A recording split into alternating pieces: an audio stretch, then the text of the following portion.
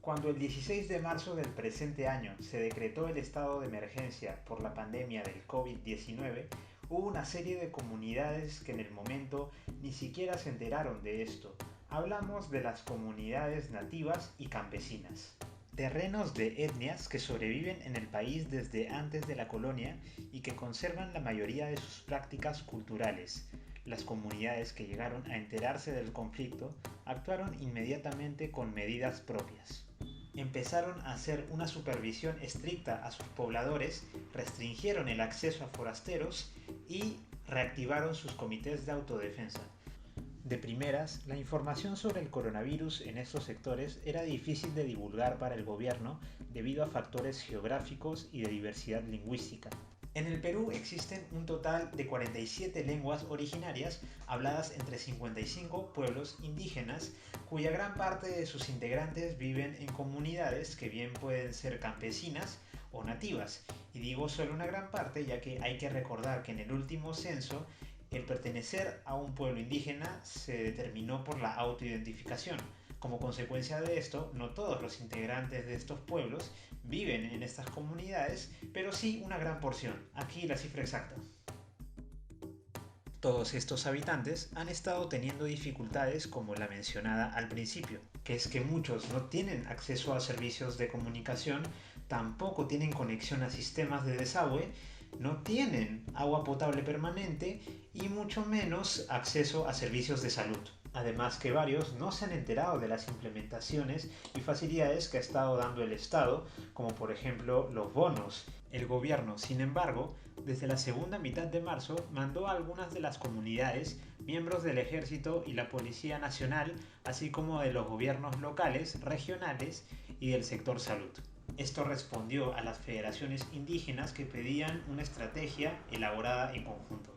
Las partes acordaron que los vehículos que iban a ingresar a la zona solamente iban a ser los autorizados que transportaran bienes de primera necesidad.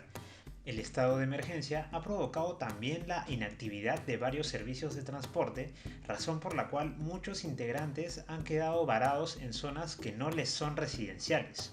La página de Facebook Pueblos Amazónicos en la pandemia COVID-19 ha publicado algunos de los testimonios de estas personas, como por ejemplo el del cacique de la comunidad Junicuín, Luca Roque, quien habla por sus comuneros que se han quedado varados en la ciudad de Pucallpa.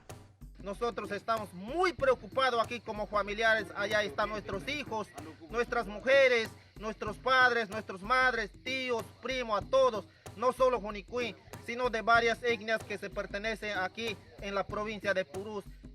Un estudio del Centro de Culturas Indígenas del Perú reveló que durante esta etapa muchas madres ya no pueden asistir a los mercados a los que normalmente iban a comerciar sus productos, puesto que implican un trayecto muy largo, mientras que muchos padres también han perdido sus trabajos como obreros.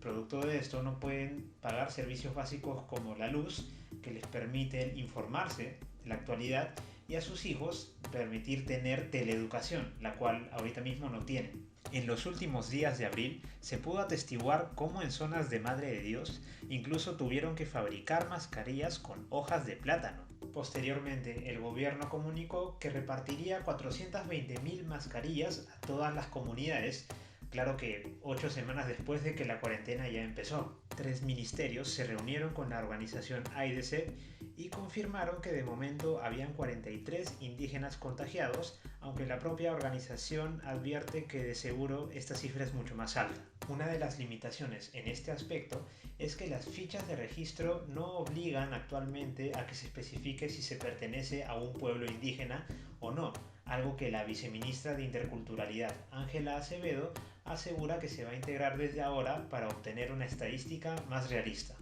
Se está a la espera de ver qué tan efectiva es la implementación del reciente decreto legislativo 1489, que contempla una estrategia multisectorial en favor de estas sociedades durante este contexto. Sociedades que, por cierto, ya de por sí sufrían por enfermedades como la tuberculosis, la desnutrición, la neumonía, entre muchas otras. además de, por supuesto, todo lo relacionado a la explotación minera y petrolera que ha acabado con una gran parte de su hábitat. Las semanas que vienen quedarán a juicio de todos para saber si la indiferencia permanece o si realmente se da un cambio positivo en razón de los intereses de estas comunidades.